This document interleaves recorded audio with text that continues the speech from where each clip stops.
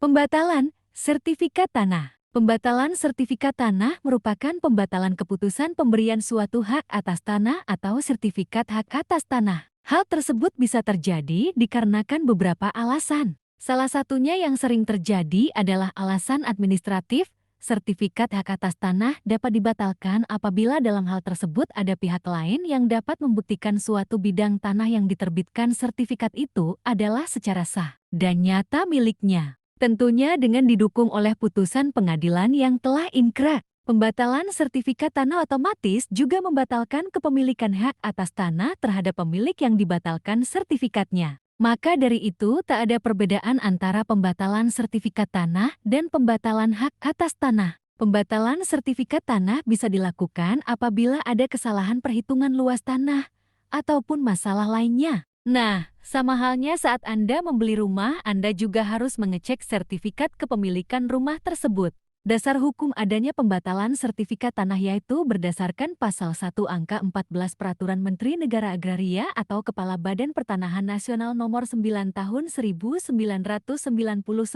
tentang tata cara pemberian, pembatalan hak atas tanah negara dan hak pengelolaan permen agraria atau BPN September tahun 1999 menjelaskan bahwa pembatalan hak atas tanah sebagai pembatalan keputusan pemberian suatu hak atas tanah atau sertifikat hak atas tanah. Karena keputusan tersebut mengandung cacat hukum administratif dalam penerbitannya atau untuk melaksanakan putusan pengadilan yang telah inkrah. Berdasarkan ketentuan Pasal 104 Ayat 1 Permen Agraria atau BPN September tahun 1999 yang menjadi objek pembatalan hak atas tanah meliputi: pertama, surat keputusan pemberian hak atas tanah. Kedua, sertifikat hak atas tanah. Ketiga, surat keputusan pemberian hak atas tanah dalam rangka pengaturan penguasaan tanah. Syarat pembatalan sertifikat tanah berdasarkan Pasal 106 Ayat 1 Jo. Pasal 107 Permen Agraria atau BPN September tahun 1999